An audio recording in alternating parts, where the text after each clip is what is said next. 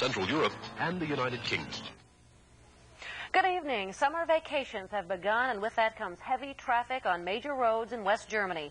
3 people died and 25 were injured this morning in a series of collisions on an Autobahn between Augsburg and Munich.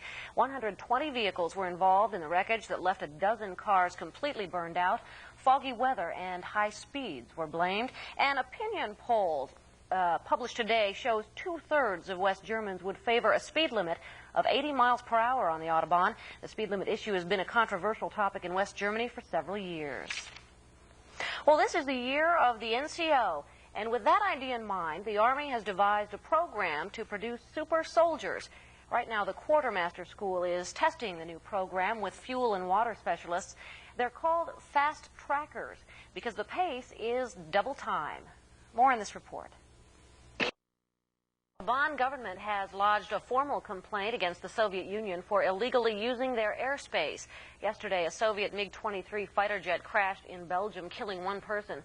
The pilot of the MiG ejected in Poland shortly after takeoff.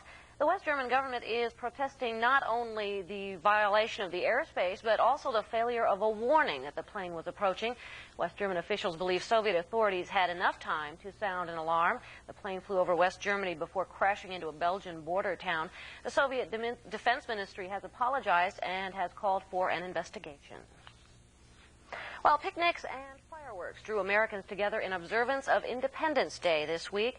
But American citizens weren't the only ones celebrating this 4th of July. In Denmark, thousands gather every year to mark U.S. independence. It's billed as the largest 4th of July celebration outside the United States. Specialist Glenn Wolf reports the Danish people have been conducting 4th of July festivities since 1912. Operate. Tomorrow is the 40th anniversary of the founding of the North Atlantic Treaty Organization. At a news conference held in observance of NATO's anniversary, USAR's Commander-in-Chief, General Crosby Saint, was among several Allied generals responding to questions concerning NATO. Sergeant Jerry Burns reports some progress has been made towards standardizing weapons and equipment among the Allied nations, but NATO leaders are skeptical over future prospects. Good evening. In a statement observing NATO's anniversary, West German Chancellor Helmut Kohl praised the alliance for securing the longest period of European peace since the Middle Ages. 40 years ago today, the NATO treaty was signed in Washington, aligning the United States, Canada, and much of Europe against the Soviet threat. Well, a lot of the ice has thawed in the relationship between East and West since 1949. Many politicians are hopeful an era of cooperation is ahead. USAR's Commander-in-Chief, General Crosby Saint, applauded Soviet leader Mikhail Gorbachev's recent proposals to cut Warsaw Pact troops, but he also says actions speak louder than words.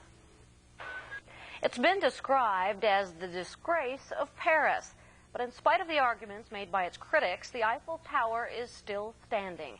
Today is the 100th anniversary of the famous landmark. The tower was inaugurated on this day in 1899 by its creator, Gustave Eiffel, who designed it for the World's Fair and fought to make it a permanent part of the Parisian landscape.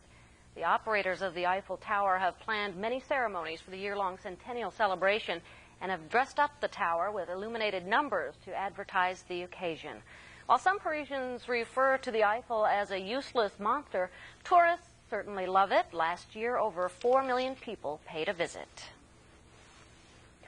West German neo-Nazi leader Michael Kühnen has been imprisoned in the past for inciting racial hatred.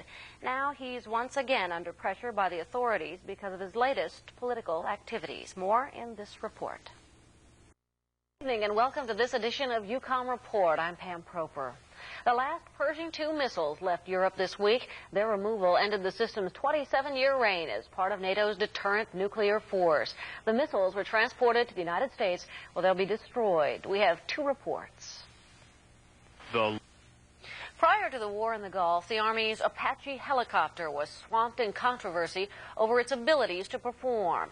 Pilots and crew members of the 12th Aviation Brigade are back in Germany from the Gulf, and they say the Apache exceeded all expectations. Judging by appearance alone, the Apache attack... The U.S. Army Europe bids farewell to an artillery unit that's deactivating. The 4th of the 14th Field Artillery Battalion in Bamberg is casing its colors as part of the congressional drawdown of forces. The unit's main battle weapon is also being phased out of the Army arsenal. Specialist Craig Beeson reports. Howitzer units were among those scheduled for the first phase of withdrawal from Germany because the howitzer is being phased out. Baumberg's 4th Battalion, 14th Field Artillery is one such unit. The soldiers held a ceremony to mark their farewell from Germany and from each other. Battalion Commander Lieutenant Colonel Gary Morgan says the decision to redeploy was made before Operation Desert Shield began. We were already well along in our redeployment. It was just too late to change horses in the middle of the stream. It made more sense to go ahead and complete the redeployment. Morgan called the 8-inch howitzer one of the most accurate weapon systems in the world. It fires a 200-pound projectile up to 18 miles, but it's slow to reload and the crew is exposed. So other systems will replace it. The Army has decided to go ahead and fill more efficient, less labor-intensive weapon systems like MLRS, and that's one of the reasons why the 8-inch battalions are going out of the Army, is we can get more bang for the buck people-wise with a system such